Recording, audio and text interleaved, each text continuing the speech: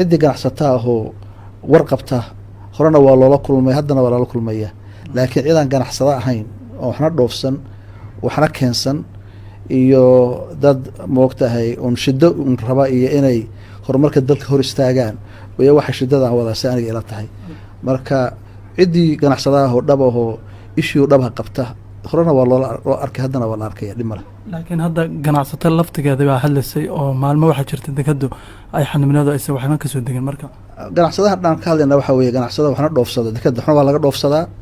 laga dhoofiya waxna waa la keensadaa ciddii noocaasi dabcan oo shido qabtaa waa la arkaya laakiin waxay ilaa tahay idina waa wataqaano dadka hadlayo meelaha ordayay ma ahayn dad ganacsato dhaba ma aysan ahayn dad waxaa weeye un fidno iyo shido ka shaqeynaya horumarka dalka waxaan leeyahay laga shaqeeyo annagu wanaag baan rabnaa waxaan ka shaqeynaya waa dan ganacsato wey waxaan u aaday Ethiopia maaha anu dan cabdool u leeyahay waxaan ka shaqeynaya waxaa weeye ganacsiga horumara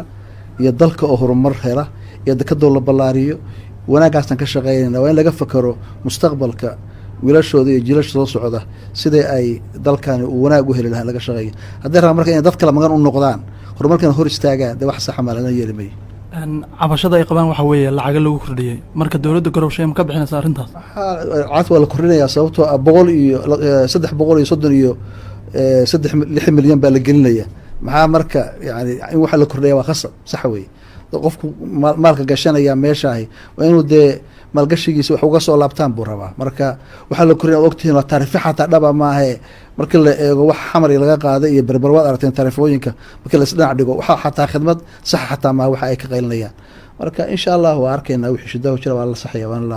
waana waa iska dhamaan doonta insha laakiin madaxweyne soo maahayn la tashi inaad la samaysaan oo iyaga laftigooda aad marka hore aad qancisaan